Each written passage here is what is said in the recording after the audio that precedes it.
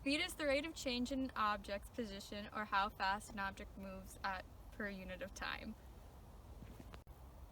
An example of speed in this sport is how fast the arrow hits the target.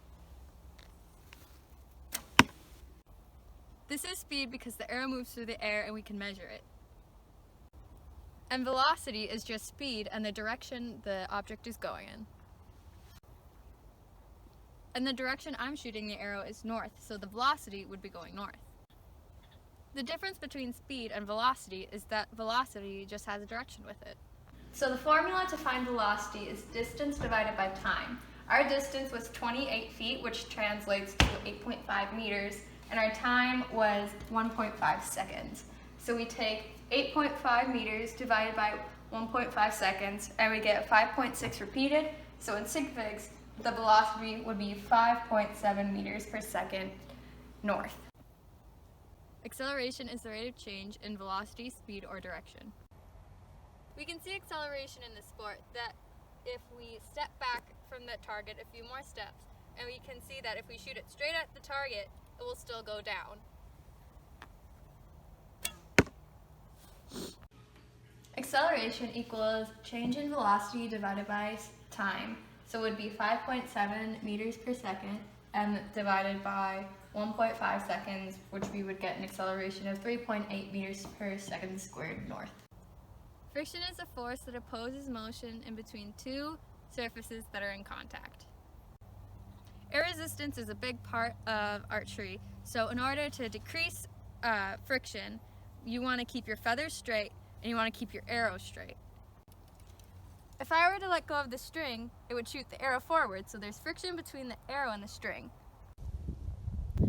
Newton's first law of motion states that an object in motion stays in motion, and an object at rest stays at rest unless an unbalanced force acts on it. This is also called inertia. Right now, at this moment, the object at rest would be the arrow, and the unbalanced force that sends it into motion would be the string. Okay, this time I will be pulling back the arrow and not letting it pause, so it will still be in motion. Okay, so in those examples, the string caused the arrow into motion, even though the string stopped, because when you pull it back, the arrow is in motion, and then when you release it, the string goes into motion, but the arrow doesn't stop because it's already in motion. In Newton's second law, the force causes the mass to accelerate towards the force. If the force increases, then the acceleration will also increase. If the mass increases, the acceleration will decrease. To find acceleration, we divide force by mass. The force is 20 pounds, so we converted it into newtons, which is 88.9 newtons. For the mass, it's 0.018 kilograms. So we took the force divided by the mass, and we got 4,900 meters per second squared as our acceleration. Go.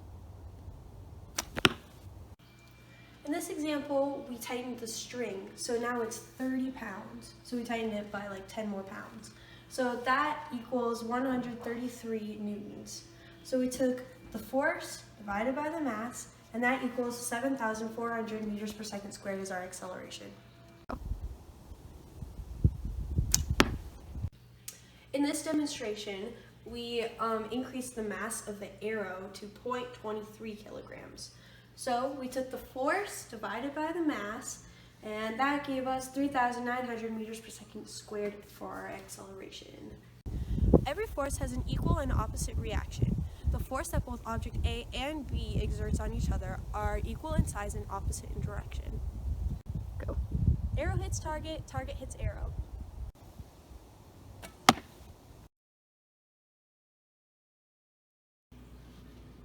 Okay, so the formula, okay, never mind. Is the arrow, and Newton's first law of motion states that an object. What the heck is a grain? It's 5:30. Where did it go?